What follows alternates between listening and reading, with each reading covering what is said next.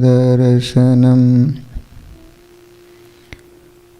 मन्दहासरुचिराननाम्बुजं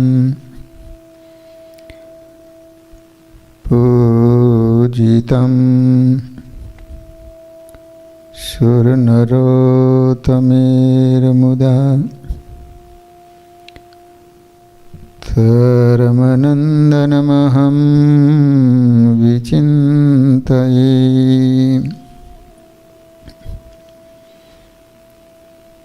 ॐ अवतारिणे श्री स्वामिनारायणाय नमो नमः। श्री हरिकृष्णाय घनश्यामाय नीलकण्ठाय श्री सरयोदासाय नमो नमः।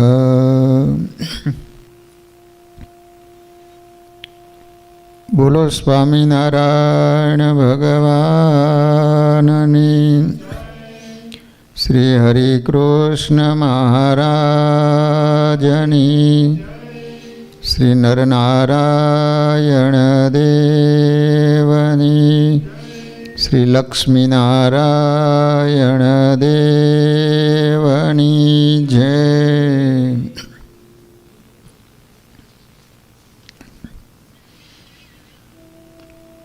બધા જ હરિભક્તોને ઘણા ભાવથી જય સ્વામિનારાયણ।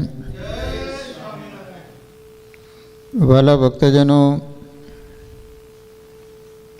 આપણે વડતાલના જોબન પગીનું ચરિત્ર શ્રવણ કરી રહ્યા છીએ। જોબન પગીએ જે અમરેલીથી તિજોરી આવતી હતી એને કેવી રીતે લૂંટી એ વાત આવે છે। તો અમરેલી પંથકની ખંડણી બાબા સાહેબ ઉઘરાવતા। એ ભારે પરાક્રમી અને બહુ માથા ભારે હતા। અમરેલી વિસ્તારની પ્રજા ઉપર એમના નામનો આમ ધ્રાસકો પડતો। એક દિવસની વાત છે, બાબા સાહેબે અમરેલી વિસ્તારના 500 ગામની ખંડણી ઉઘરાવી। ખંડણીની મોટી મિલકત તિજોરીમાં ભરી, તિજોરીઓ ગાડામાં ગોઠવાઈ ગઈ। મોટી સંખ્યામાં સૈનિકોના રક્ષણ સાથે ગાડાઓ વડોદરા તરફ રવાના થયા। આટલી મોટી મિલકતની હેરાફેરી થતી હોય અને જોબન પગીને બાતમી ન મળે તો જ આશ્ચર્ય। જોબન પગીના અમરેલી વિસ્તારના બાતમીદાર ઘેમા ગરાડીના કાનને ગાડાઓમાં જઈ રહેલી તિજોરીની વાત મળી। જોબન પગીઓ ચારે દિશામાં બાતમીઓ મૂકેલા। જે કાંઈ થાય તરત જ અહીંયા સમાચાર મોકલાવે। એને પોતાના સરદારને બોલાવી ખબર મોકલા। જોબન બાપાને માલુમ થાય કે નગદ રોકડાથી છલોછર ભરેલી તિજોરીના ગાડા અમરેલીથી વડોદરે જવા રવાના થયા છે। કુલ 20 ગાડા છે। એક ગાડામાં 2,000 ભરેલી 20 થેલીઓ છે। એક ગાડે 2 ખેડૂત, 2 હથિયારધારી સિપાહી છે, 2 મસાલચી, 2 પડખે એક ઘોડેસવાર હથિયારધારી સિપાહીઓ ચાલતા જાય છે। આ ઉપરાંત સાથે રસ્તામાં જોઈતું મોદીખાનું એટલે કરિયાણું, ખાવાની વસ્તુ, પાગરણથી ભરેલા બીજા 8 ગાડા અને મહેતા રસોઈયા વગેરે 200 ઉપરાંત માણસો સાથે છે। એ રોજ 10 ગાઉ ચાલે છે। ઉનાળો હોવાથી ક્યારેક રાત્રે પણ ચાલે છે। સાથે સાથે 2-3 ઊંટ પણ છે। હું 20 ભીલોની સાથે 2 ગાઉને અંતરે આગળ પાછળ ચાલી સમયે સમયે બાતમી મેળવું છું. હવેનું કામ તમારે કરવાનું છે. હવે આપનો આદેશ થશે એમ અમે કરીશું. ચોરી લૂંટ માટે સદાય જાગતા જોબન પગીને સમાચાર મળ્યા કેટલાય સમયથી મોટી લૂંટ થઈ નહોતી અને આ કામ પાર પાડવા મન મજબૂત કરી લીધું. તરત જ પોતાના સાથીદારોને બોલાયો. સાથે મળી એકબીજાના મત લેવાણા, વ્યૂહરચના ગોઠવાણી. બધાને મનમાં એક જ હોશ હતી કે ગાયકવાડની મૂછ હેઠી કરવાનો મોકો ચૂક્યા તો આપણી આવડતમાં ધૂળ પડી, માટે આ અવસર ચૂકવો નહીં. બધાએ સાથીદારોને પોતપોતાનું કામ સોંપાઈ ગયું. સમય નક્કી થઈ ગયો. ચાલવાની તૈયારીઓ થઈ. ત્યાં જોબન પગીને ગામમાં ખોડા ભાભા યાદ આવ્યા. ખોડો ભાભો આ શકનિયાળ હતો. એ સારા સુકન પારખું હતા. તિજોરી લૂંટવા જાવે એટલે પહેલાં તો સુકન લેવા પડે. ધર્મનું કામ કરવા જવું છે ને. જોબન પગી કોઈ પણ કામ કરતા પહેલાં ખોડા ભાભાની સલાહ સૂચન લેતા. જોબન ભાભા પાસે આવ્યા. ભાભાને બધી વાત કરી. ભાભાએ દાણા જોયા અને કહે, ભાયા માતાજી કહે છે કે ચરોતરની સીમમાં તમે ફાવશો, બીજે નહીં ફાવો. ખોડા બાબાના સુકન સાંભળી જોબને ફરી પોતાના સાથીદારોને નારાયણગીરીના મઠમાં ભેગા કર્યા. સુકનના આધારે વ્યૂહરચના ગોઠવી. સૌને કહ્યું તમારા ચોરી કરવાના સાધનો સાથે રાખવા, ભીલોને પણ એના હથિયારો લઈ ચરોતરમાં બોલાવવા અને આયોજન પ્રમાણે ગોઠવણી કરવી. સરદારના આદેશ પ્રમાણે સૌ સાગરીતો પોતપોતાના સ્થાને પહોંચી ગયા. સાથીદાર ભીલોને ખબર અપાઈ ગઈ. એ પણ ચોરી કરવામાં વપરાતા સાધનો જેવા કે ચંદન ઘોની ડબ્બી, દિવાલ ઉપર ચડો ને તો આમ કા કરે, ઓલી ઘો આમ ચોંટી જાય, પછી ઉપર ચડી જવાનું. વિરૂપ થવાની મેષ, મેષ લગાવે એટલે કોઈ ઓળખી જ ન શકે આ કોણ છે, વિરૂપ થઈ જાય. ઘેનની વીંઝણી, સાંગળી, ચકમક, દીવડા વગેરે વસ્તુઓ અને હથિયારોમાં તીરકામઠું, ભાથું, છરા, નાના તમંચા, મોટી બંદૂકો, ભાલા, પટ્ટો, ચીપિયા વગેરે તમામ હથિયારો સાથે પોતપોતાના નિયત સ્થળે આવી પહોંચ્યા. આજનું ખાતર જોબન પગી અને એમના સાથીદારો માટે ખૂબ મહત્ત્વનું હતું. કારણ કે જો આ કાર્ય પાર પડે તો ધન પણ ખૂબ મળવાનું હતું અને પોતાની હાક પણ ચોમેર પ્રસરવાની હતી. પોતે જાણતા હતા કે અમે જે કાર્ય કરવા જઈ રહ્યા છીએ એ સાધારણ નથી, સહેલું નથી. તેથી તૈયારી પણ એવી જ કરી હતી. હવે તો વાટ જોવાઈ રહી હતી કે રસાલો ક્યારે કાઠિયાવાડ છોડી અને ગુજરાતમાં પ્રવેશે.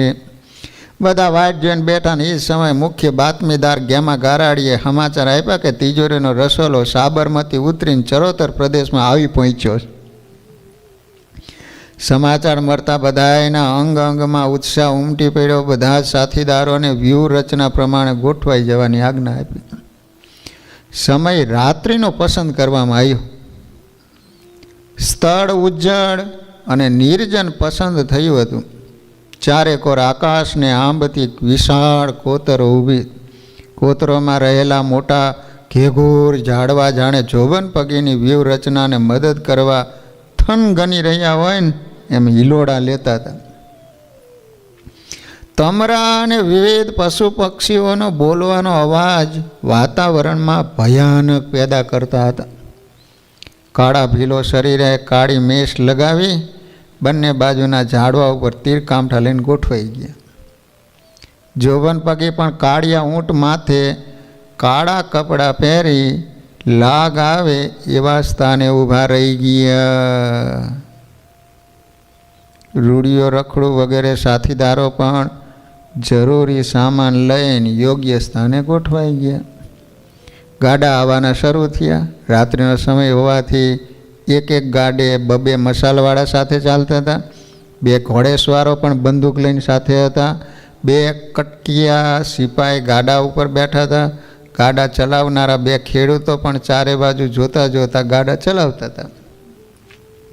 કોતરોની વચ્ચે એક પાણીના વહેણવાળું નાળું હતું અને નાળાને એક પછી એક ગાડાઓ પસાર કરી જતા. એમાં છેલ્લું ગાડું પસાર થવા ગયું, પરંતુ બળદ થોડાક નબળા હોવાથી ભાર ખેંચી શક્યા નહીં. ગાડાના પૈડા બરાબર વહેતા પાણીની મધ્યમાં આવીને અટકી ગયા. જોબન પગી અને એના સાગરીતોને તો આંકડે મધ જેવી સ્થિતિ થઈ. જેવો જોઈતો હતો એવો ભગવાને મોકો આપ્યો. ગાઢ અંધકાર ફેલાયેલો હતો, તેથી આસપાસનું વાતાવરણ બિહામણું લાગતું હતું. બીજા ગાડા અને રખેવાળો આગળ નીકળી ગયા હતા, જેથી ગાડા સાથે ચાલનારા 8 લોકો વધ્યા હતા. એ સૌ સાથે મળી ખૂતેલું પૈડું કાઢવાનો પ્રયત્ન કરવા લાગ્યા, પણ પૈડું બહાર નીકળ્યું નહીં. એટલે જે ઘોડેસવારો હતા એ મદદ માટે કોતરો ઉપર ચડ્યા.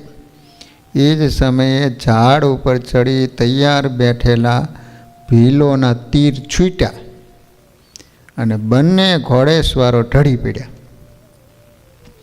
દર્દ ભર્યો ઊંકારોનો અવાજ સાંભળી બંને મસાલચી ઉપર આવ્યા.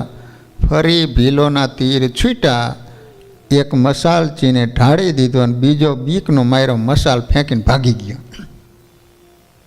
હવે ગાડાના રક્ષણમાં 4 જણા વધ્યા. હવે ચારેય પોતાના સાથીઓની દુર્દશા જોઈને ધ્રુજવા માંડ્યા, ભયભીત થયા. એટલામાં જોબન પગીએ લાડી કરી. લાડી ત્યાં તો ભીલોની ટોળી ઝાડવા ઉપરથી ફળ ખરે ને ટપોટપ ખરવા લાગી. ગાડાને ચારેય બાજુથી ઘેરી લીધું અને જે 2 હથિયારધારી હતા એને ઢાળી દીધા. આ દ્રશ્ય જોઈ 2 ગાડાવાળા ખેડૂત કરગરવા લાગ્યા. એને બળદની રાસથી ગાડાની ઊંધ હારે બાંધી દીધા. ત્યાં તો જોબન પગી રૂડિયો રખડું બીજા સાથીઓ પહોંચી ગયા. ફટાફટ ગાડામાંથી રૂપિયા ભરેલી કોથળીઓ ઉપાડવા લઈ ગયા. ભીલોના ખભે ગોઠવવા લાગ્યા. અંધારામાં દોડવાના અભ્યાસી ભીલો એક એક મણનો એક એક કોથળો ખભે નાખી જંગલના રસ્તે ભાગવા લાગ્યા. અગાઉથી નક્કી થયેલી જગ્યાએ 40,000 રૂપિયાની 20 કોથળીઓ આવી ગઈ. જોબન પગી એક કોથળીમાંથી ખોબા ભરી ભરી તમામ ભીલોને રૂપિયા આપ્યા. બાકીનો ભાગ પછીથી મળશે એવું કહીને તત્કાળ આ જગ્યા છોડી દેવા કહ્યું. બાકી રહેલી કોથળીઓ જે પોતાના ગુપ્ત ઠેકાણા હતા ત્યાં દાટી દીધી. થોડી વારમાં તો હતું નહોતું કરી દીધું. માતાજીની કૃપાથી પોતાનું કાર્ય સફળ થયાના આનંદમાં સૌ પોતપોતાના ગામ તરફ રવાના થઈ ગયા. સવાર પડી, ગજબ થઈ ગયો, હો હો થવા લાગી. ગાયકવાડ સરકારની તિજોરીના 40,000 લૂંટાયા. કોણ હશે લૂંટારા, કેવી રીતે લૂંટ્યા વગેરે વાતો થવા લાગી. થોડી વારમાં તો લાકડિયા તારે આખા ચરોતરમાં વાત વાવાઝોડાની માફક ફેલાઈ ગઈ. વાત નાની નહોતી. ગાયકવાડ સરકાર માટે રૂપિયા એટલા મહત્ત્વના નહોતા જેટલી એમની શાખ હતી. આજે એક ઝાટકે કોઈ ગાયકવાડ સરકારની ઊંચી રહેલી મૂછને હેઠી પાડી ગઈ. આ આબરૂનો સવાલ હતો. એટલે ગાયકવાડના ફોજદારો, સુપ્રિન્ટેન્ડન્ટ, સુબેદારો, સુબાઓના ઘોડાઓ ચારે બાજુ દોડાવવા લાગ્યા. લૂંટારોના પગેરું શોધવા લાગ્યા. એક અમલદારને શંકા ગઈ, પણ જોબન પગીએ એને ઠેકાણે પાડી દીધો. સરકારના હાથમાં કશું ન આવ્યું. બીજાનું પગેરું શોધનારા જોબન પગેનું પગેરું કોણ શોધી શકે? જોબન પગીના અનેક પરાક્રમોમાં ગાયકવાડની તિજોરીની લૂંટને મહત્ત્વનું પરાક્રમ માનવામાં આવે. આજે પણ ગાયકવાડનું નાક વાઢી જનાર જોબન પગીનું આ પરાક્રમ લોક જીવે રમે છે અને અનેકને આશ્ચર્યમાં ગરકાવ કરે છે. વાલા ભક્તજનો, જોબન પગી આવા હતા. લો, સફળતાથી હૃદયમાં સાહસ અને જુસ્સો પ્રગટે, એમાંય પણ જ્યારે અશક્ય કામ સહેલાઈથી પાર પડ્યું હોય ત્યારે સાહસ વૃત્તિ બેવડાઈ જાય, આત્મવિશ્વાસ વૃદ્ધિ પામે.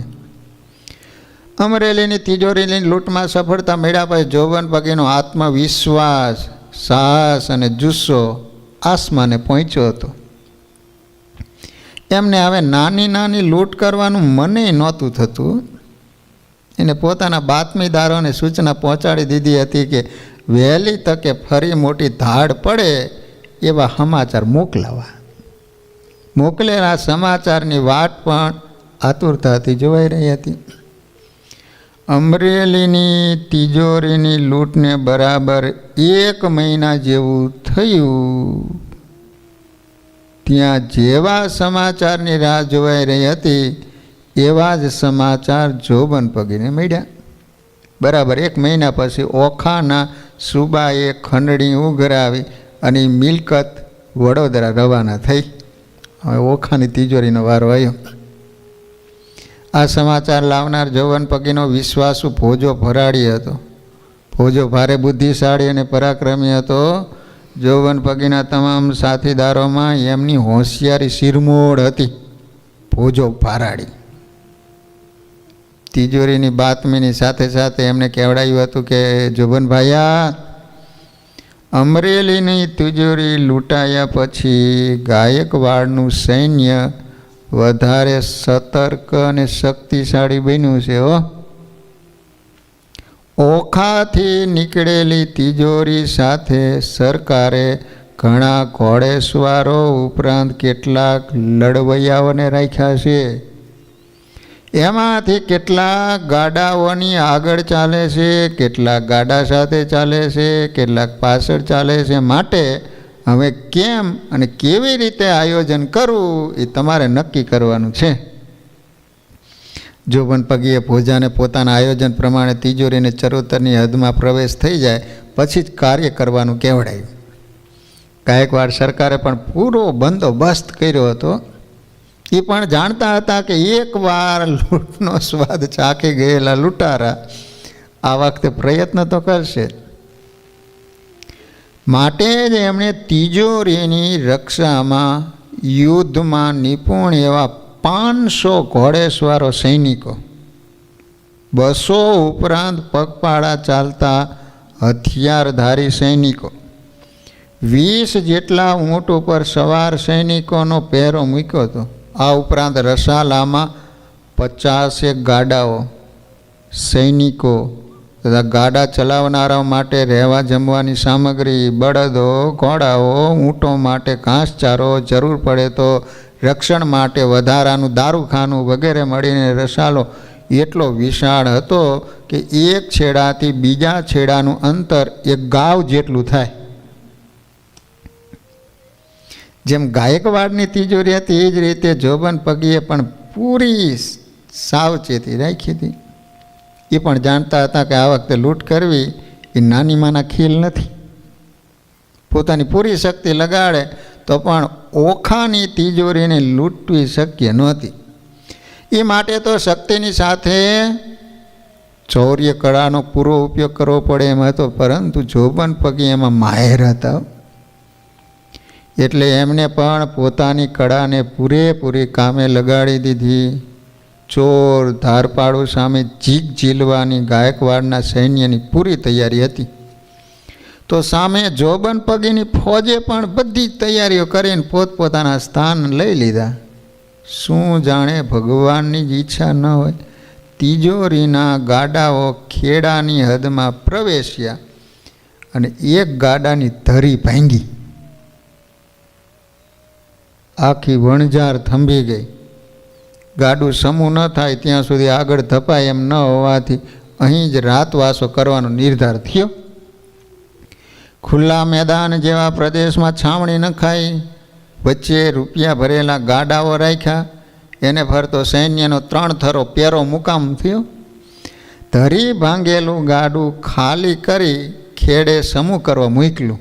ખેડામાં ફોજો ભરાડી ખરેખર ભરાડી હતો. એણે પોતાના 4 માણસોને પહેલેથી જ ઓખામાં પોલીસની નોકરીમાં રાખેલા. એ 4 સિપાહીઓ પણ તિજોરી સાથે હાલતા હતા.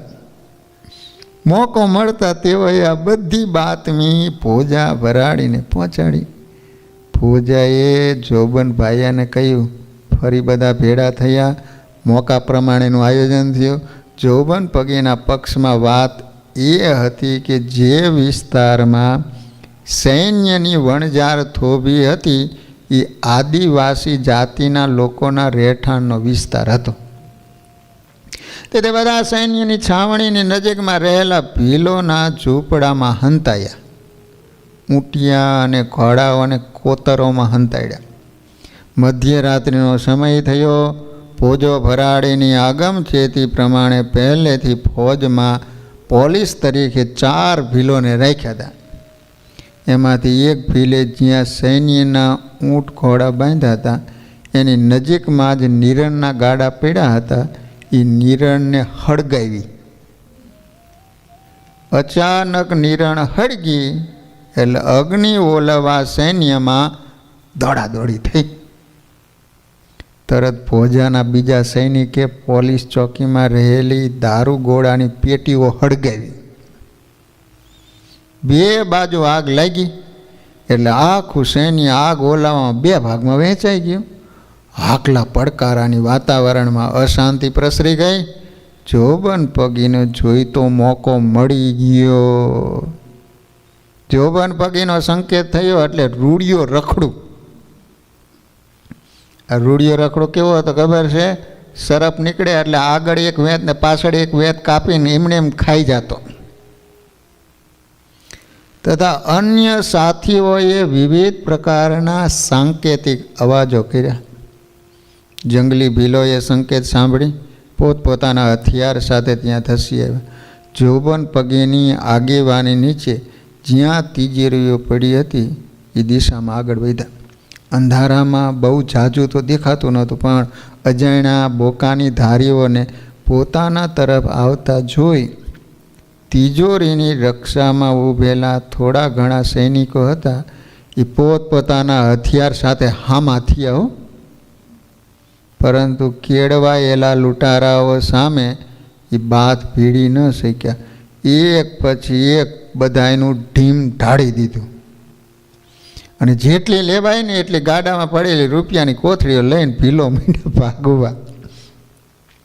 આ બાજુ સૈનિકો હજી લાગેલી આગને ઠારવાના પ્રયત્ન કરતા હતા. ત્યાં તો જોબન પગીને એમના સાથીદારે પોતાનો ખેલ પૂરો પાડી દીધો. કોઈ એક સૈનિકની નજર ગાડાઓ તરફ પડી ત્યારે અચાનક એના મગજમાં ચમકારો થયો. એમને આ આખું કારસ્તાન સમજાઈ ગયું. એટલે તરત જ મોટેથી રાડો પાડી બધાને બોલાવ્યા, તપાસ કરી. પરંતુ લૂંટારાઓ સફળ થયા હતા એટલે બધા સૈનિકો અને અમલદારો ફાંફડા થયા. આગેવાન અમલદારે લૂંટારાઓને પકડવા 4 બાજુ સૈનિકોને દોડાવી મૂક્યા. લૂંટેલા માલ સાથે નક્કી થયેલી જગ્યાએ બધા સાથીદારો ભેગા થયા. જોબન પગીએ લૂંટેલા માલનો એક જગ્યાએ ઢગલો કર્યો અને તરત નિર્ણય લીધો કે અહીં વધારે રોકાવાય એવું નથી. માટે થોડા સાથીઓને રોકાવાનું કહ્યું. બાકીનાને જુદી જુદી દિશામાં ભાગી જવા કહ્યું. ત્યારબાદ જે વૈધા હતા એને વાંસડાની મજબૂત એક નનામી તૈયાર કરી. એની ઉપર ગાભા પાથરી દીધા. ઉપર રૂપિયાની કોથળી મૂકી. માથે રાતું ખાપણ ઓઢાડ્યું. એક જણાએ માટલામાં બળતણ હળગાવ્યા. દોણી આગળ લઈ જવાની હોય ને, અને મારો આગળ આવેલો મજબૂત 4 જણાએ નનામી ઉપાડી. જીવાભાઈની જાન જાય, જીવાભાઈની જાન. બાકીના મરદાને બાળવા લઈ જતા હોય હો હો કરતા થયા. વહેલી સવારનો સમય થયો હતો, હજુ મોં સૂંજણું થયું નહોતું. લૂંટારાઓને શોધતા સૈનિકો ચારે તરફ ઘૂમરીઓ ખાઈ રહ્યા હતા, પણ હાથમાં કાંઈ આવતું નહોતું. એવામાં સામે નનામી મળ્યો, પરંતુ જોબન પગી અને એમના સાથીદારોની વર્તણૂક એવી હતી કે કોઈને થોડી પણ શંકા ન ગઈ. પછી તો નદી કિનારે અગાઉથી તૈયાર રાખેલી હોડીમાં સામાન ગોઠવ્યો. હોડી લઈ સામે કાંઠે ઊભેલા ઊંટિયા ઉપર કોથળા ગોઠવ્યા અને વડતાલ તરફ રવાના થયા.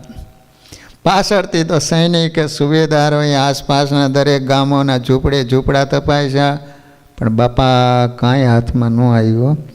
15-20 શંકાશીલ ભીલોને પકડ્યા, ધમકાવ્યા, માર્યા, પણ કાંઈ પતો ન લઈ ગયો. એક જ મહિનામાં ગાયકવાડ સરકારને આ બીજો મોટો ફટકો પડ્યો. આ ફટકો વધારે પડતો મોટો હતો, તેથી મહારાજા ગાયકવાડ અમલદારો અને સૈનિકોની લાપરવાહી ઉપર અતિ ઉકળી ગયો. હવે તો ગમે એમ કરી એ લૂંટારૂ ટોળકીને પકડવાનો નિર્ધાર કર્યો. સયાજીરાવ સરકાર એટલે એ સમયની મહાસત્તા કહેવાતી. હાંક વાગે સયાજીરાવ સરકારની. સૌથી બહાદુર અને હોશિયાર એવા પોતાના અમલદાર સુપ્રિન્ટેન્ડન્ટ ઘાટગેને આ કાર્યની સોંપણી કરી.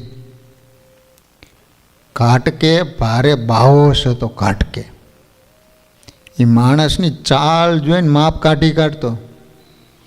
એમને આ કાર્ય પાછળ જોબન પગે ઉપર શંકા હતી, તેથી પોતાના સૈન્ય સાથે વડતાલની સીમમાં આવ્યો ને પડાવ નખાયો.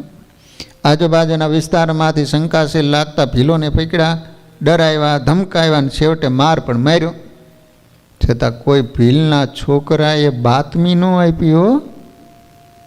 એ સમયે અસહ્ય મારને કારણે 2 ભીલોના મૃત્યુ પણ થઈ ગયા. પછી તો એમને બાતમી આપનારને મોટું ઇનામ આપવાની જાહેરાત કરી. પોતાના સૈનિકોના આસપાસના તમામ વિસ્તારોને ખૂંદી વળવાનો આદેશ આપ્યો. જોબન પગીને એના સાથીદારો ઉપર છુપી ચોકી પણ બેસાડી, પરંતુ ઘાટકે સફળ ન થયા. જિદ્દી સ્વભાવનો ઘાટકે હવે જોબન પગીના માર્ગમાં રોડું નાખતો હતો.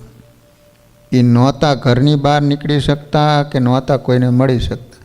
જે એમના માટે અસહ્ય હતું, એટલે જોબન પગીએ ઘાટકેનું કાસળ કાઢી નાખવાનું આયોજન કર્યું. રાત્રિનો સમય નક્કી કર્યો. જોબન પગીના સાગરીતો હથિયારો સાથે જ્યાં તંબુઓ હતા ને ત્યાં પહોંચી ગયા.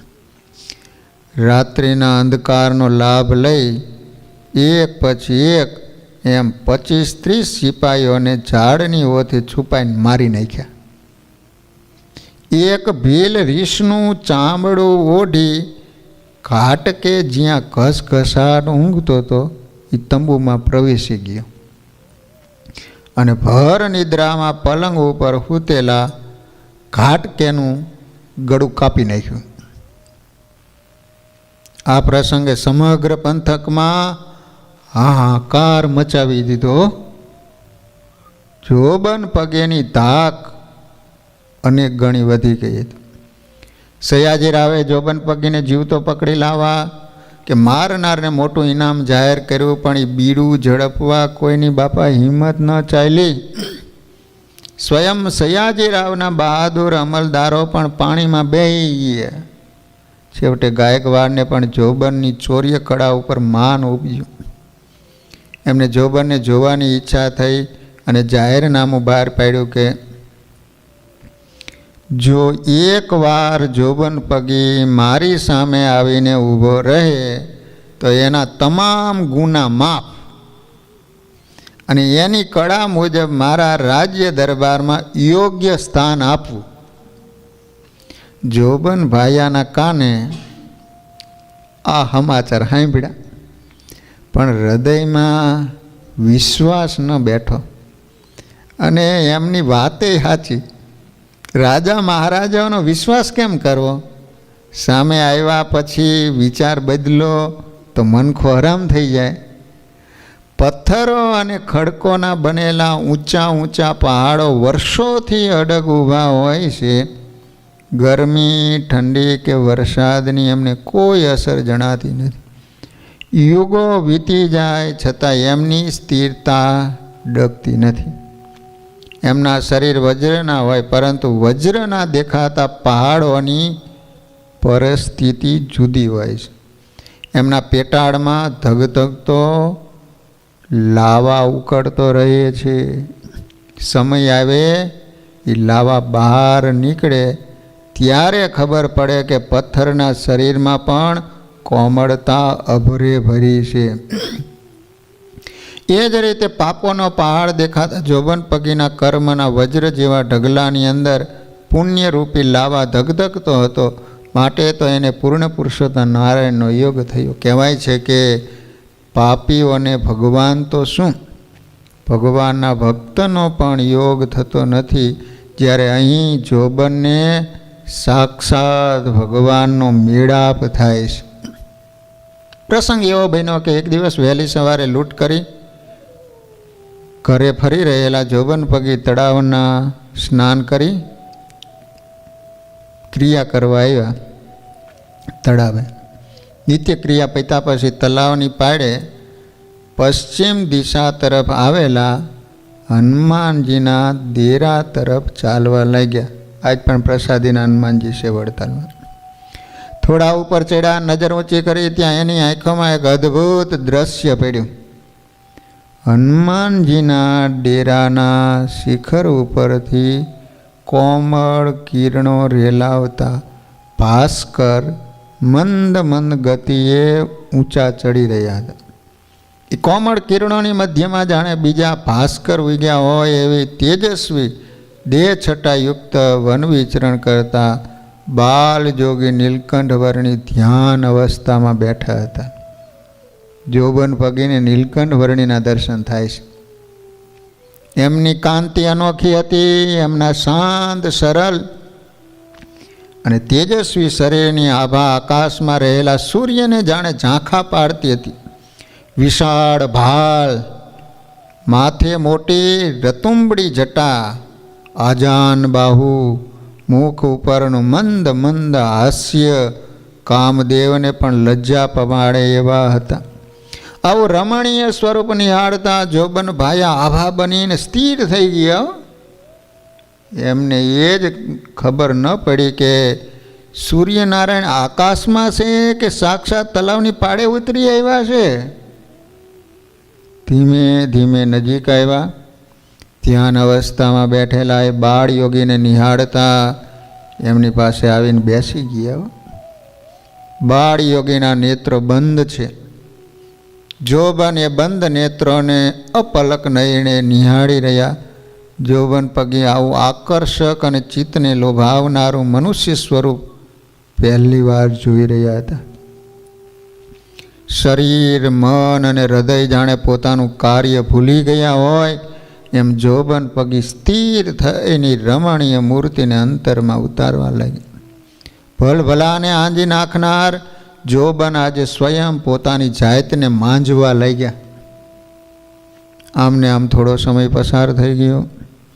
થોડી વારે બાળ યોગીના સ્વરૂપમાં પધારેલા નીલકંઠ વર્ણીએ આંખો ખોલી.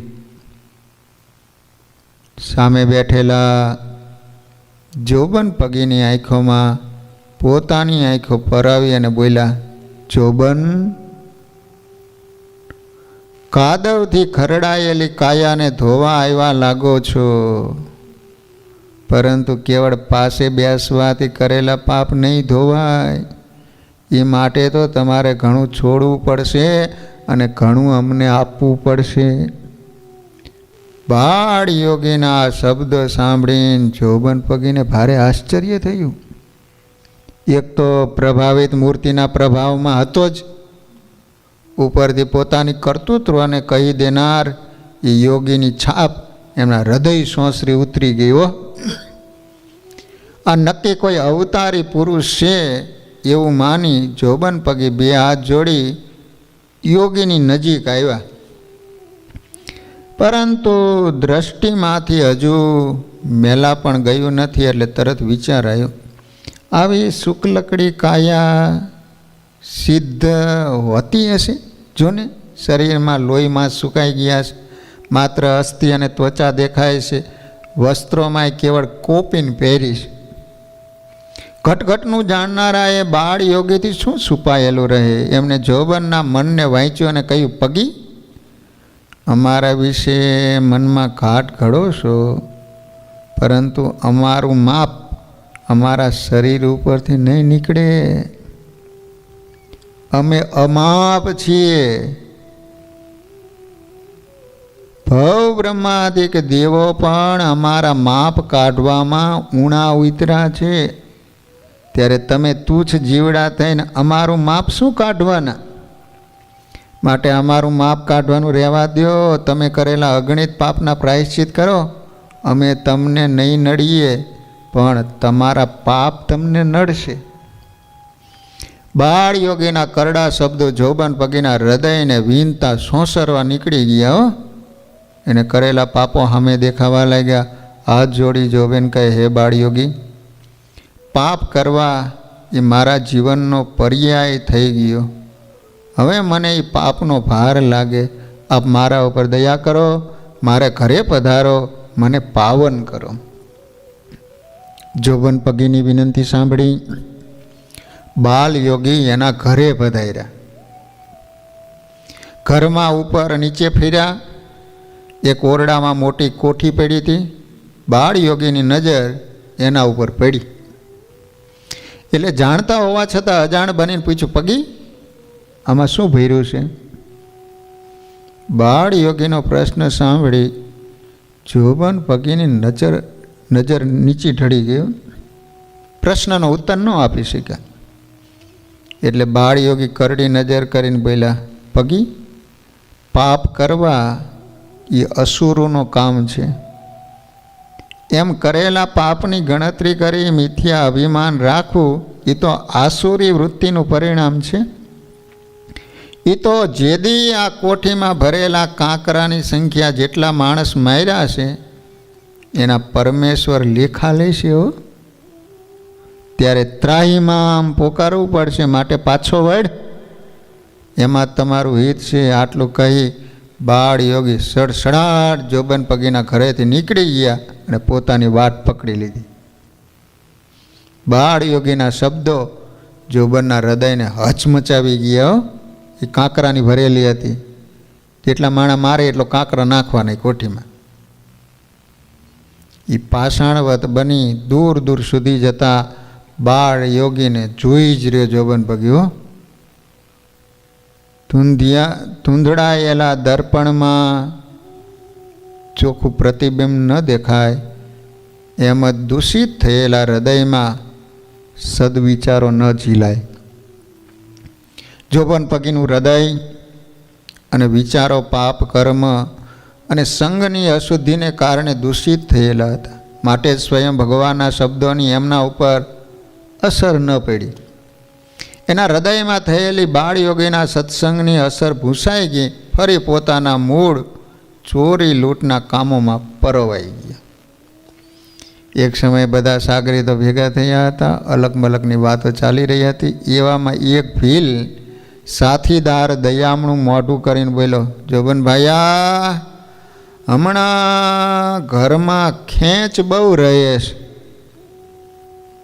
પગી કે, કેમ ભાઈ? ભીલ બોલ્યો, વાત તો એમ છે કે ઘરે વિવાહનો પ્રસંગ છે, પરંતુ પૈસાની ખેંચને લીધે પાર પડે એમ નથી લાગતું. એક ભીલે પોતાની કઠણાઈ વર્ણવીને ત્યાં બીજો બોલ્યો, હા ભાયા, હમણાં અમે થોડી ખેંચ રહે છે. પછી તો ઉપસ્થિતિ હતા એ બધા કહેવા લાગ્યા, સરદાર, અમારે કોઈ કામ ધંધા તો છે નહીં, ખેતી કરતા નથી, આવક નામે કાંઈ છે નહીં, તે હમણાં ખાવાનું માન પૂરું થાય છે. એક પછી એક ભીલ પોતાની કરમ કહાણી સંભળાવતા હતા. ને એ સાંભળીને જોબન પગી વિચારે ચડી ગયા કે આ લોકો મારા એક વચને પોતાના જીવને જોખમમાં મૂકી દે છે, અને આજે ઘરમાં ખાવાનું માન પૂરું થાય છે. માટે કંઈક રસ્તો શોધવો પડશે. આમ નાની નાની ચોરીઓ કરીને સુખી નહીં થવાય. જો એકાદો મોટો હાથ મારીએ તો બે વરાની પરવા મટે. આવા વિચાર સાથે એને સાથીદારોને કહ્યું, ભાઈઓ, આપણે નાનું ખોરડું કે નાના ગામ લૂંટે પૂરું નહીં પડે. કોઈ મોટી ધાડ પાડીએ તો કામ થાય એમ લાગે. ત્યાં કોઈ બોલ્યું, તો વડોદરો લૂંટીએ. આ વાત સાંભળીને બધા ખડખડાટ હસવા લાગ્યા. એક ભીલ ઊભો થઈને બોલ્યો, એલા એ વડોદરા વાળી, એ કઈ દિશામાં આવ્યું જોયું છે? મારો હારો કીડી જેવો થઈને હાથીને મારવાની વાતો કરે છે. હેઠો બે હેઠો. આ વાત સાંભળીને બધા હસવા માંડ્યા. આમ વાતો ચાલે ત્યાં જોબન પગી બોલ્યા, ભાઈઓ, આ વખતે પેટલાદ પર થાપો મારીએ. પેટલાદ. જોબન પગીની આ વાત બધાને ગમી ગઈ ને બધાએ તાલીઓ પાડીને પ્રસ્તાવને વધાવી લીધો ને તૈયારીઓ કરવા માંડી. વહેલી સવારે પેટલાદ જેવું મોટું ગામ ભાંગવા માટે પ્રયાણ કર્યું. જોબન પગી કાળિયા ઊંટ ઉપર હથિયાર બાંધીને બેઠા. રૂડિયો રખડું એને હાંકવા બેઠો. સાથે બીજા સેંકડો ભીલોની ટોળી પોતપોતાની રીતે પેટલાદ તરફ ચાલવા લાગી. બરોબર દિવસ ઉઈ ગયે જોબન પગી સાથીદારો સાથે પેટલાદના પાદરમાં પહોંચી ગયા. બંદૂકોના ભડાકા કર્યા. ચીચિયારીઓ પાડવા લાગ્યા, જેથી તળાવે પાણી ભરતી બાઈઓ વાસણો પડતા મેલીને જોબન આવ્યો રાડો રાડ કરતી ગામમાં ભાગવા લાગી. બાઈઓના જોબન આવ્યાના પડકારાને લીધે થોડી વારમાં તો આખા પેટલાદમાં હાહાકાર મચી ગયો. ગામમાં રમણ ભમણ થઈ ગયું. હા હો ના દેકારો થવા લાગ્યા. જેમ જેમ લોકોને જાણ થતી જાય એમ લોકો પહેરેલે લુગડે ઘરબાર ગામ છોડીને ભાગવા જ લાગ્યા. થોડી વારમાં તો કેટલાય વેપારીઓ દુકાન બંધ કરીને ભાગી ગયા, તો કેટલાય દુકાન બંધ કરવા પણ ઊભા ન રહ્યા. નાના નાના છોકરાઓ તો જાણે મોટો રાક્ષસ આવ્યો હોય ને એ રીતે ડરી ગયા.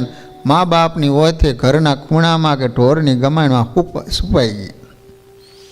હવે આ બાજુ જોબન પગીની લૂંટાર ભીલોની ટોળી દુકાનોમાંથી કપડાં, ઘરેણાં, દાણા, ઠામડા, તો વળી ઘરમાંથી ઘરવખરી વગેરે જે હાથમાં આવે એના પોટલા બાંધી નદીની કોતરો તરફ થવા લાગ્યા. જાણે બાપની દુકાન હોય ને મીંડા. થોડી વારમાં તો આખા ગામની દુકાનો અને ઘરોને ઠેકાણે પાડી દીધા. લોકો પહેરેલા કપડાં છે કશું જ ન રહેવા દીધું. હજુ તો ગામને જ લૂંટવું હતું, મુખ્ય કામ બાકી હતું. ગામના મુખિયા કસિયાજી ભાઈને ઠેકાણે પાડવાના હતા. એટલે જોબને પોતાના ખાસ સાગરીત રૂડિયા રખડુને આદેશ કર્યો. રૂડિયા, ઊંટ કસિયાભાઈની ડેલી તરફ હંકાર. રૂડિયાએ જાણે બ્રહ્મવાક્ય સાંભળ્યું. તરત ઊંટ પહોંચ્યો કસિયાભાઈની ડેલીએ. કસિયાભાઈ એટલે વડોદરાની ગાયકવાડ સરકારના ખાસ માણા. પેટલાદ વિસ્તારનો વહીવટ અને દેખરેખ કસિયાભાઈના હાથમાં. જોવામાં શરીરે લોટકા અને બહાદુર લાગે, પરંતુ જોબન પગેની ધાડ પેટલાદમાં આવી એ સાંભળીને એમના તો મોતિયા જ મરી ગયા. એને ડેલીના કમાડ બંધ કરાવી લોખંડના ભોગળો ચડાવી દીધા. આરબી ફોજદારોને ચારે બાજુ ઊભા રાખી દીધા. પોતે માઠ ઉપર ચડી ખૂણામાં લપાઈ ગયા. જોબન પગે ઊંટ ઉપરથી નીચે ઉતરીને કસિયાભાઈના નામનો હાથ પાડ્યો. ત્યાં તો ડેલીનો દરવાજો ઉઘડ્યો. એક ભરાવદાર ફોજદાર હાથમાં બંદૂક લઈને બહાર આવ્યો. હજુ તો એ નિશાન સાધે એ પહેલાં જોબન પગી એને પોતાની બંદૂકની ગોળીએ ઠાર માર્યો. મુખ્ય ફોજદાર મરાણો એટલે બાકીના જે હતા ને ઊભી પૂછડીએ ભાગ્યા. જોબન અને એના માણસોએ ખુલ્લો માર્ગ મળ્યો એટલે ઘરની અંદર પ્રવેશ કર્યો. મુખ્ય ઓરડામાં રહેલી તિજોરીના તાળા તોડી ખજાનો લૂંટવા લાગ્યા. ધોળા દિવસે કસિયાભાઈની તિજોરી લૂંટાતી હતી, પણ એમને રોકનાર કોઈ નહોતું. થોડી વારમાં તો તિજોરી ખાલી થઈ. કોથળા ભરાઈ ગયા, માલ ઊંટ ઉપર ચડી ગયો. જોતામાં જોબન સહિત તમામ લૂંટારાઓ હવામાં ઓગળી ગયા. 1.5 કલાકમાં પેટલાદમાં શમશાન વધ શાંતિ પસરાઈ ગઈ. ઘર અવાવરું જગ્યા જેવા ખંડેર થઈ ગયા. દુકાનો ખાલી થઈ ગઈ. લોકોના મનમાં હજુ એટલી બધી બીક હતી, કોઈ છુપાયેલી જગ્યાએથી હલતા પણ નહોતા. ગામમાં બધા હતા છતાં બેકાર લાગતું હતું. બિચારા લોકો પણ શું કરે? હવે એની પાસે પહેરેલા કપડાં અને ઘરના ઊભા ભીતડા સિવાય કશું જ બચ્યું નહોતું. હવે આ બાજુ જોબન પગી અને એમની ફોજ થોડી વારમાં લૂંટના માલ સાથે પોતાના સ્થાનકે પહોંચી ગયા. જોબન પગીએ જેને જેટલી જરૂર હતી એટલી સંપત્તિ આપી. જરૂર પડે ત્યારે ફરી જોઈતું લેવા આવવાનું કહીને બધાને છૂટા કર્યા.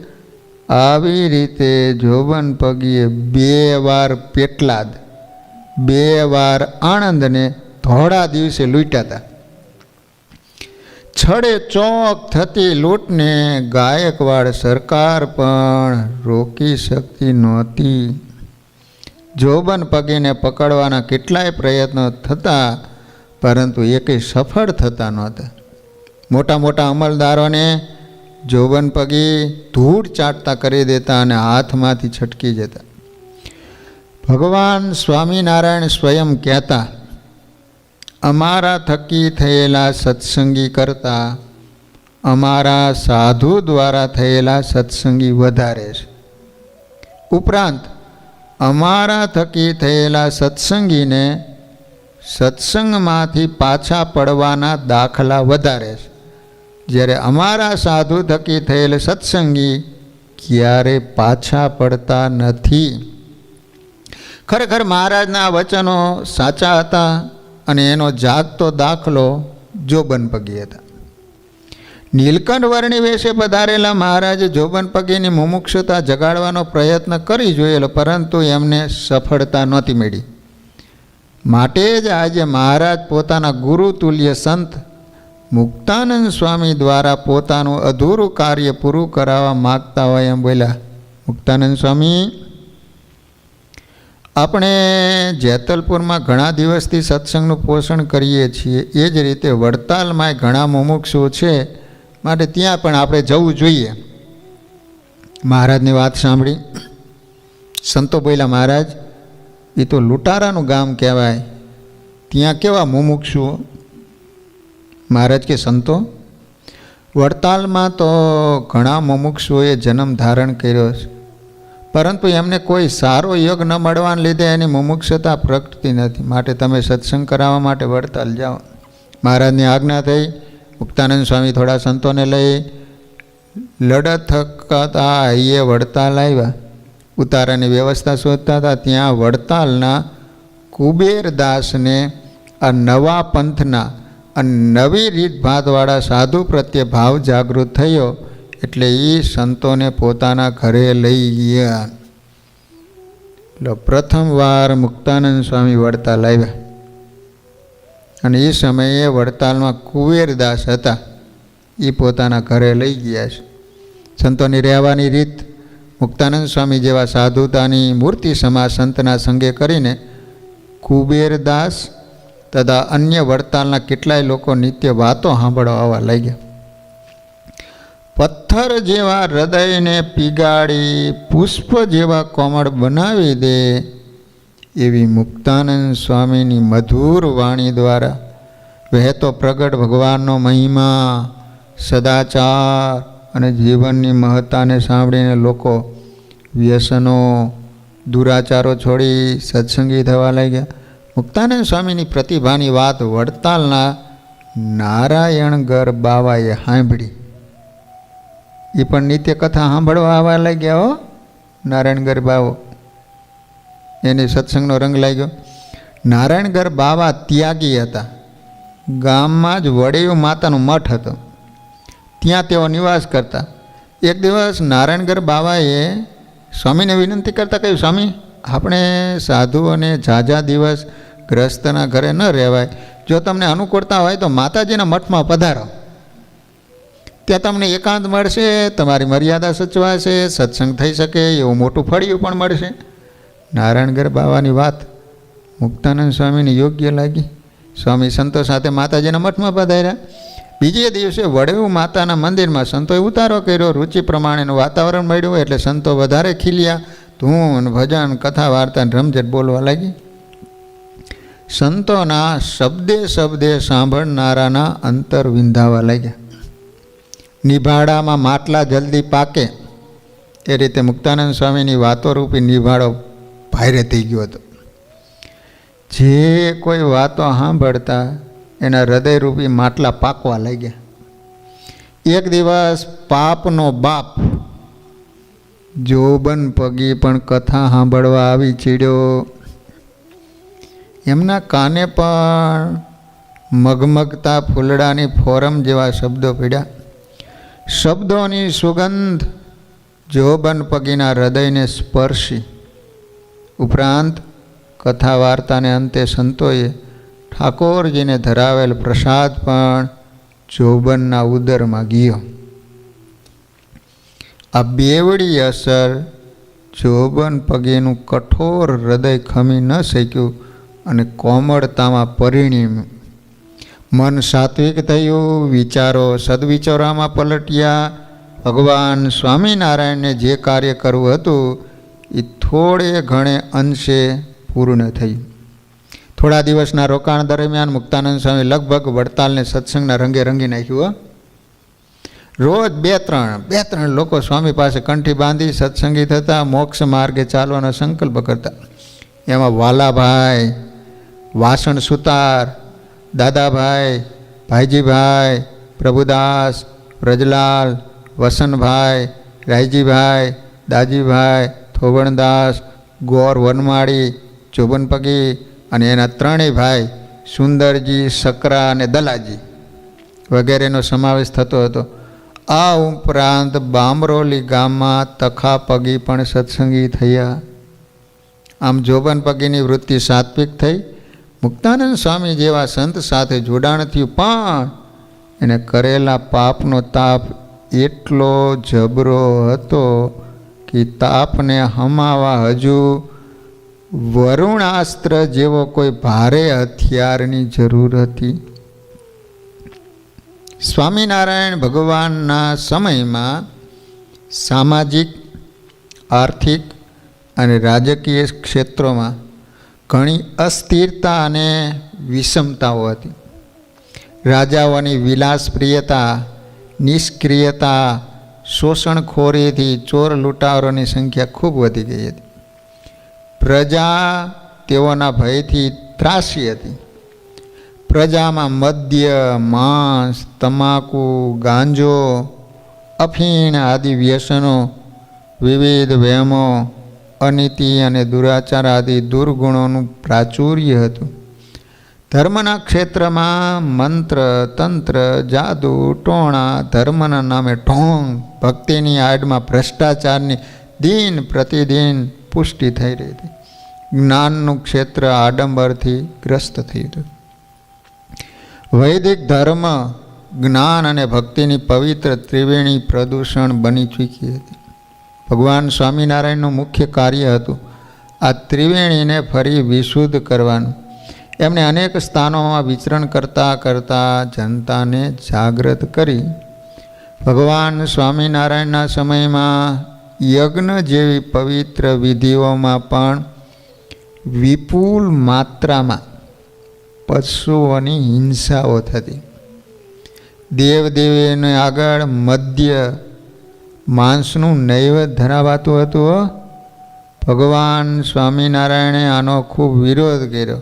એટલે સ્પષ્ટ ઘોષણા કરી કે વેદોનું તાત્પર્ય હિંસા અને સુરાપાનમાં ક્યારેય ન હોઈ શકે. વેદોમાં હિંસામાં યજ્ઞનું જે વિધાન જોવામાં આવે છે ને, એ તો રાજસ, તામસ પ્રકૃતિવાળા મનુષ્યો સહજ રૂપે રોજ જે હિંસા કરે છે એને નિયંત્રણ કરવા માટે છે. વાસ્તવમાં વેદોનું તાત્પર્ય હિંસામાં નથી, પરંતુ હિંસાની નિવૃત્તિમાં છે. કોઈ માણસ 50 બીડી પીતો હોય અને સંતો પાસે આવે તો સંતો એમ કહે છે કે તમે 50 દરરોજ બીડી પીવો છો, તો હવે તમે 10 પીજો. એનો અર્થ એવો નથી કે તમે બીડી પીવો એમ, પણ તમે રહી શકતા નથી તો પછી આટલી ખાઓ, પછી ધીમે ધીમે ઓછી કરો અને તમે મૂકી દો એમ. તો વેદોની અંદર જે હિંસા બતાવવામાં આવી છે રાજસ અને તામસ પ્રકૃતિવાળા, કે દરરોજ જે હિંસાઓ કરે છે, કેટલાય પશુને મારી નાખે છે, તો વેદો કહે છે કે ક્યારેક તમે યજ્ઞ કરો તો એ નિમિત્તે તમે હિંસા કરજો, પણ એમાંથી નિવૃત્તિ થવા માટે આજ્ઞા કરેલી છે. ભગવાન સ્વામિનારાયણે હિંસાનો માત્ર મૌખિક વિરોધ ન કર્યો, પરંતુ આદર્શ રૂપે અનેક સાત્વિક અહિંસામાં યજ્ઞો કર્યા, કેવળ વાતો ન કરી, જેથી તેઓ અહિંસ યજ્ઞ પ્રસ્તોત્રાના નામથી પ્રસિદ્ધ થયા. ઘણા રાગ પ્રધાન અને અણસમજુ લોકોએ આનો વિરોધ પણ કર્યો. ભગવાન સ્વામિનારાયણે એના સંપ્રદાયને અવૈદિક ઘોષિત કરવાના પ્રયત્નો કર્યા, અનેક શાસ્ત્રાર્થ પણ થયા, છતાં અંતમાં તો ભગવાન સ્વામિનારાયણનો જ વિજય થયો. ભગવાન સ્વામિનારાયણે યજ્ઞની હિંસાને દૂર કરવા માટે તથાગત બુદ્ધથી કંઈક અલગ જ માર્ગ પસંદ કર્યો. એમને યજ્ઞ અને દેવ દેવતાઓના નામથી થતી હિંસા અને સુરાપાનનો વિરોધ કર્યો, પરંતુ સાથે વૈદિક સનાતન ધર્મની રક્ષા પણ કરી. સાથે સાથે શ્રી હરિએ મોટા મોટા યજ્ઞો કરવાનું નિર્ધાર્યું. જેતલપુર, ડભાણ વગેરે ગામોમાં અહિંસાત્મક યજ્ઞ કરી સમાજમાં દાખલો બેસાડ્યો. ભગવાન સ્વામિનારાયણે જેતલપુરમાં મહાયજ્ઞ કર્યો. થોડા સમયમાં ડભાણમાં પણ એવા યજ્ઞનું આયોજન કર્યું. વાત ગામો ગામ ફેલાઈ ગઈ. સૌના અંતરમાં આવા સાત્વિક મહાયજ્ઞના દર્શન કરવાની તાલાવેલી હતી, જિજ્ઞાસા હતી, તત્પરતા હતી. એક બાજુ અવસરને વધાવવાનો ઉમંગ હતો, તો બીજી બાજુ વડતાલની બહાર વગડામાં બેઠેલા જોબન પગી અને એના સાથીદારો ડભાણમાં થનારા યજ્ઞમાં લૂંટનું આયોજન કરી રહ્યા હતા. વાત એમ હતી કે હજુ હમણાં જ મહીસાગરના પટમાં પડ્યો રહેનારો જોબન પગીનો ખાસ બાતમીદાર અને સાથીદાર લાખો વડગામો, લાખો કોળી બાતમી આપવા આવ્યો. એને જોબન પગીની ટોળીને સમાચાર આપ્યા હતા. આ એ જ લાખો હતો કે જેને નીલકંઠ વર્ણી વેશે ફરતા મહારાજનો યોગ થયો હતો. એ માછલા પકડીને જતો હતો. સ્વામિનારાયણ ભગવાન ત્યાંથી નીલકંઠ વર્ણી વેશે નીકળ્યા અને સીધો જ અવાજ કર્યો, લાખા! ત્યાં તો લાખો ઝાંખો પડી ગયો. મેં આને કોઈ દી જોયા નથી ને મારું નામ ક્યાંથી આવ્યું એમ. અને નીલકંઠ વર્ણીએ લાખાને કહ્યું કે લાખા, શું છે આ ટોપલામાં? તો કે માછલા મારીને ભર્યા છે. અને નીલકંઠ વર્ણી કહે છે કે આનો તારે હિસાબ આપવો પડશે. અને નીલકંઠ વર્ણી કહે ને અસર ન થાય તો એને હૃદય ન કહેવાય. તો કે હવે આ માછલા માર્યા એને શું કરવું મારે? તો કે પાછો વળ હાલ. અને મહારાજે નજર કરી તો તમામ માછલાઓ જીવતા થઈને સરોવરમાં જતા રહ્યા. તો આ લાખો કોળી વર્ણી વેશે ભગવાનને મળેલો. મહારાજે એને હિંસા છોડાવી હતી, પરંતુ હજુ બુદ્ધિનો મેલ ધોવાયો નહોતો, તેથી હિંસા તો છોડી દીધી હતી, પણ લૂંટ ચોરીના ધંધે ચડી ગયો હતો. નીલકંઠ વર્ણી કીધું એટલે હિંસા કરવાનું બંધ કરી દીધું, જીવ નહીં મારવાનું, પણ ચોરીનો ધંધો ચાલુ રાખ્યો. એને જોબન પગીને કહ્યું, ભાયા આજે સ્વામિનારાયણ નામે હરતા ફરતા ભગવાન પ્રગટ થયા, ડબાણો મોટો જગન કરે, એમાં એના કેટલાય મોટા મોટા ભક્તો આવવાના છે. ગામ ધણી દરબારો, શેઠિયાઓ, સાહુકારો, રાજાઓ વગેરે એના ભક્તો થયા છે, એ પણ આવવાના છે. ગામો ગામથી ઉમટી પડનારા હજારો નરનારીઓને પણ ડભાણના વગડામાં ઉતારવાની વ્યવસ્થા કરી છે. આવા પ્રસંગે હાથ અજમાવવાનો ખૂબ સારો અવસર મળે એમ છે. ત્યાં તો જોબન પગ વચમાં બોલી ઉઠે, લખા તો કાઠિયાવાડના કાઠી દરબારો પણ આવશે ખરું ને? હા બાપુ, કાઠીઓના ભગવાન આટલો મોટો જગન કરતા હોય અને આવ્યા વગર થોડા રે. જોબન પગી બેઠા હતા, ઊભા થઈ ગયા અને આનંદમાં આવી ગયા. અલા ફેરવો તો મારું કામ થઈ જાય છે. હો, જોબન પગીમાં અચાનક આવેલું જોમ જોઈ બધા એના મોઢા આશ્ચર્યથી પોળા થઈ ગયા. કોઈ બોલ્યું, બાપુ, એ બાપુ, સ્વામિનારાયણના જગનમાં કાઠીઓ આવે એમાં વળી તમારું શું કામ થઈ જાય? જોબન પગી કે, એટલા બધા સાંભળો, મેં સાંભળ્યું છે કે સ્વામિનારાયણ પાસે માણકી ઘોડી છે. માણકી, એના જેવી ઘોડી હજુ સુધી કોઈ જોઈ નથી. લોકો તો કહે છે કે કોઈ દેવતા ઘોડીનો અવતાર છે, તે જ્યારે સ્વામિનારાયણના જગનમાં આવવાના હોય અને ઘોડી લઈને જ આવે ને. અને બીજું, સાથેના કાઠીઓ પણ અહીં ગુજરાત સુધી ચાલીને થોડા આવે. એ બધા ગામધણી દરબારો અને મોટા મોટા શાહુકારો, એમની પાસે પણ પાણીદાર ઘોડા હોય. એટલે આપણે તો ઘરે બેઠા તીરથ સમજો. અને એલાઓ, તમે બધા મારા સાથીદારો, તે મને એવું મનમાં હોય ને કે તમને પણ એકાદું વાહન અપાવું, માટે ડભાણનો જગન તો આપણું સારું કરવા જ આવ્યો છે. પણ બધા સાંભળી લ્યો, કાઠિયાવાડના કાઠી દરબારોના ભારે કિંમતી ઘોડા તમે બધા ચોરજો. મારે તો એ સ્વામિનારાયણની માણેક વરની માણકી જ ઉપર નજર છે. હો, આ રીતની જોબન પગીની જોરભરી વાતો સાંભળીને બધા લૂંટ કરવાના ઉમંગથી આનંદમાં આવી ગયા. અને બધા પોતપોતાની બુદ્ધિમાં ખૂદતા ઉપાયો કહેવા લાગ્યા અને લૂંટનું આયોજન કરવામાં આવ્યું. ત્યાં લાખો કે ભાયા, આ જગન 15 દિવસ ચાલવાનો છે, માટે નિરાયતે બધી ગોઠવણી કરો, જાજો માલ લૂંટાય એવો ઉપાય અજમાવો. ત્યાં કોઈ કહે, જોબન બાપા, એ સ્વામિનારાયણ હમણાં જેતલપુરમાં મોટો જગન કર્યો ત્યારે એમાં વિઘ્ન કરનારા ઘણા આવ્યા હતા. તે મેં એવી વાત સાંભળી છે કે આ વખતે સ્વામિનારાયણે ખૂબ મોટો બંદોબસ્ત કરેલો છે. અંગ્રેજ સરકારના સિપાહીઓ અને ઘોડાસરના રાજા ઝાલમસિંહ પોતાના ભીલ સૈનિકોને લઈને યજ્ઞની ચોકી માટે આવેલા. તે સાંભળી જોબન પગી કે, જો એમ જ વાત હોય તો જે ચોરવા જાઓ એ સાવધાન રહેજો. ભૂલે કોઈ પકડાઈ જાય તો મરી જઈજો. આપણી ટોળીનું નામ કોઈ દેશોમાં. અને હા, જો ચોરીનો મેળ ન પડે તો ધીંગાણું તો કોઈ કરશો જ નહીં. કારણ કે ઘોડાસરના રાજા ઝાલમસિંહ અને એના ભીલો તીરકામઠા હાથે આવવાના, આપણાથી એને પહોંચી નહીં શકાય. પેટલાદ કે આણંદ જેવું અહીંયા નથી. હો, આ રીતની આગમ ચેતવણી આપીને બધા પોતપોતાની જવાબદારી સાથે લૂંટની તૈયારી કરવા લઈ ગયા.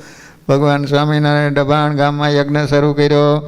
મહારાજના યજ્ઞ પાછળ હિંસાત્મક યજ્ઞોની ભ્રમજાળમાં ફસાયેલા બ્રાહ્મણોને અહિંસાત્મક યજ્ઞ તરફ વાળવાનો પ્રયાસ હતો. સાથે સાથે વૈદિક પરંપરાને ઉજાગર કરવાનો આશય હતો. માટે આયોજન એટલું મોટું કર્યું હતું કે લોકો સહેજે સહેજે જિજ્ઞાસાવશ દર્શન કરવા આવે. અને બન્યું પણ એવું, હજારો સ્ત્રી પુરુષો દર્શનાર્થે ઉમટી પડ્યા. ગામ નાનું એટલે ગામ બહાર વગડામાં ઝૂંપડા, તંબુઓ, રાવટીઓના નિર્માણ કરવામાં આવ્યા. એમાં હજારો સત્સંગી સ્ત્રી પુરુષો આવીને ઉતર્યા. એક બાજુ યજ્ઞમાં બ્રાહ્મણો વેદ મંત્રોના ઘોષ સાથે આહુતિ આપતા હતા, બીજી બાજુ સત્સંગ કીર્તન ધૂનની રમઝટ બોલતી હતી. પુરુષોના વિભાગમાં સંતો પાસે બેસીને સત્સંગ કરતા, બહેનો એના વિભાગમાં ભજન કીર્તન રાસ ગરબા રમી રહ્યા. આવા અલૌકિક આનંદમાં ગરકાવ થયેલા સત્સંગીઓને રાત્રિ દિવસની કોઈ ગમ નહોતી, દેહની પરવા નહોતી. સર્વના હૃદય અલૌકિકતામાં ગરકાવ હતા.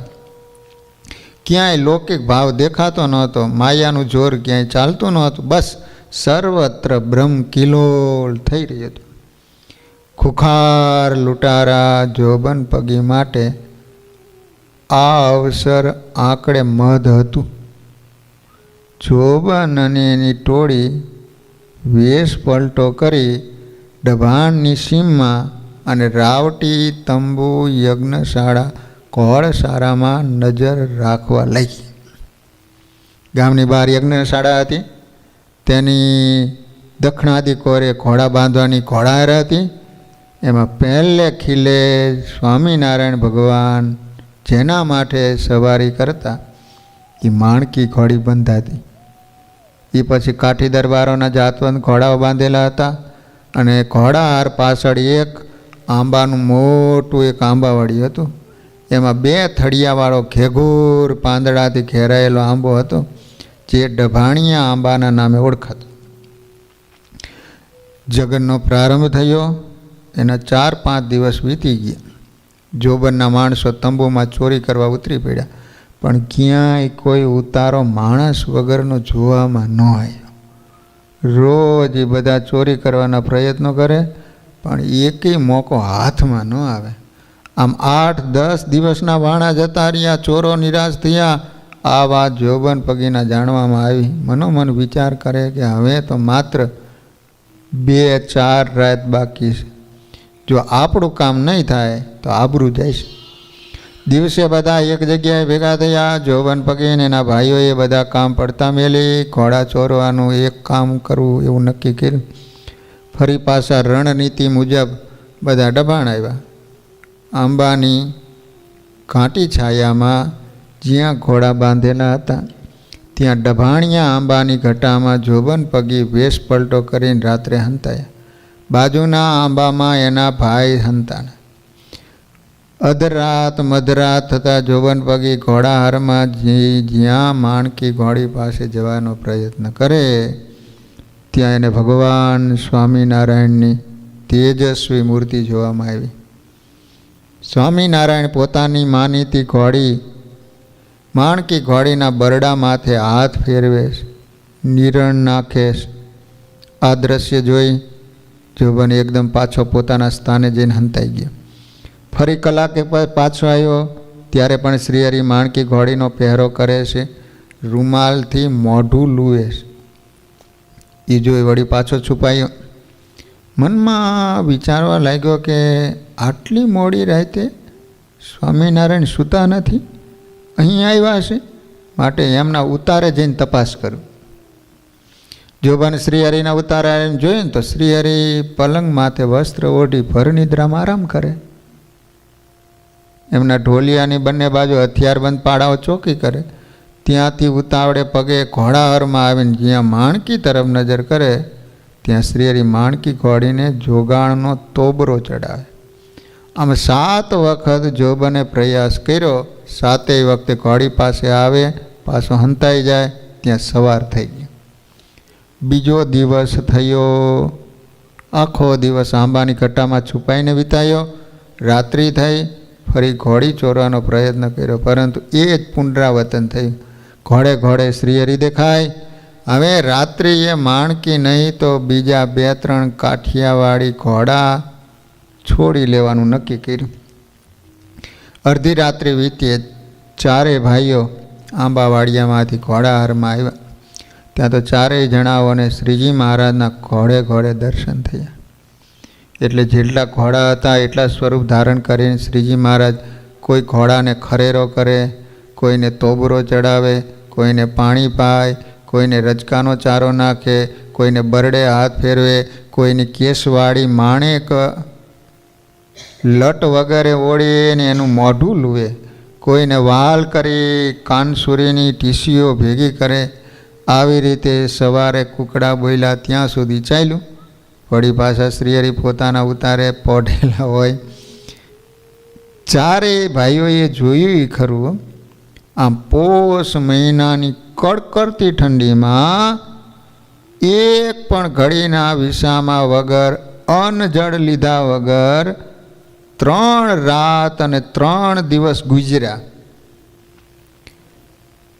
મળસડકું થતાં ઉજાગરા ભરેલી લાલ ઘૂમ આંખો લઈને જોબન પગી શ્રીજીના ઉતારે આવ્યા.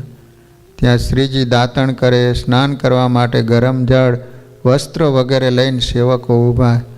એટલે ત્યાં નહીં આવે એમ માની 4 ભાઈઓ ફરી ઘોડાહારમાં ગયા. આજ તો સ્વામિનારાયણની ઘોડી લઈને દૂર નીકળી જવાનું વિચારીને જ્યાં ઘોડી છોડવા જાય ત્યાં શ્રીહરિને જોયા. એટલું જ નહીં, પણ એમની મૂર્તિનું તેજ ઘોડાહારમાં છવાઈ ગયું. પ્રકાશ પ્રકાશ પથરાતા પોતે પકડાઈ જશે એ બીકે સૌ હેબતાઈ ગયા અને જે ખૂણા મળ્યા એમાં છુપાઈ ગયા. જોબન મનમાં વિચારે છે, આ તેજ ઓલવાઈ જાય તો અહીંથી ભાગી છૂટીએ. હા, નક્કી ભગવાનનો અવતાર લાગે. નહીતર હું જોબન આંખમાંથી કણું કાઢે એમ પરાયું ધન માલ પડાવી લઉં. એને આ 3 રાતોના ઉજાગરા થયા તો પણ એક ઘોડું ન લઈ શક્યો. ભલભલાના જોરને ભાંગી નાખનારો હું આજે મારું જોર ભાંગી ગયું. ઘોડે ઘોડે એમની હાજરી જોઈ. જેમ કૃષ્ણ ભગવાને ગોપીઓને રાસ રમાડી, એક એક ગોપીની એક એક કાનજી, એમ હજારો રૂપ લીધા. એમ ઘોડે ઘોડે મને દર્શન દીધા. પોતે અનેક રૂપે થઈ મારું અભિમાન ઉતાર્યું. જ્યાં ગુના છૂટવા જોઈએ ત્યાં આવીને મેં ગુના કર્યા. માટે હવે સ્વામિનારાયણના શરણે જઈ ગુનાઓની માફી માગી એનો શિષ્ય બનું, જેથી મારા સઘળા પાપ કુકર્મ ધોવાઈ જાય. આમ હૃદય પલટો થતાં એણે ચારેય ભાઈઓને પોતાના મનની વાત કરી. સૌ સંમત થયા. તેથી સ્વામિનારાયણના શરણે જવું, બધા ગુના કબૂલવા અને એના આશ્રિત થવું એવું નક્કી કરી યોગ્ય સમયની રાહ જોવા લઈ ગયા. વાલા ભક્તજનો, આ રીતે સ્વામિનારાયણ ભગવાને ડભાણના યજ્ઞમાં આવું અદ્ભુત ઐશ્વર્ય દેખાડી અને હવે સ્વામિનારાયણ ભગવાનની પાસે આવશે અને જોબન પગી સાચા અર્થમાં ભગવાનના ભગત બનશે. એ કથા આપણે કાલે શ્રવણ કરીશું. શ્રીપતિમ શ્રીધરમ સર્વદેવેશ્વરમ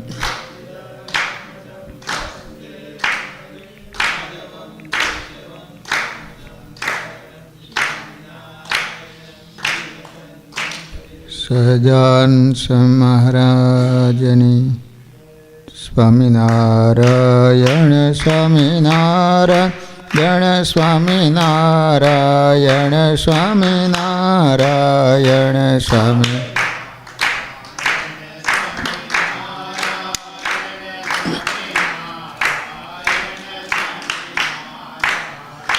સ્વામિનારાયણ સ્વામિનારાયણ સ્વામિનારાયણ સ્વામિનારાયણ સ્વામિનારાયણ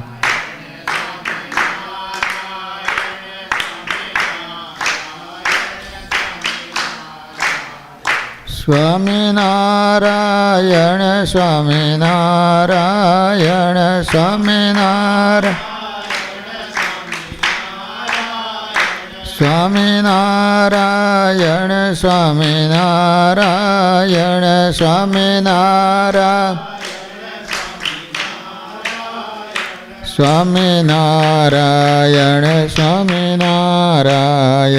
સ્વામિનારાયણ સ્વામિનારાયણ સ્વામિનારાયણ સ્વામિનારાયણ સ્વામી સ્વામિનારાયણ સ્વામિનારાયણ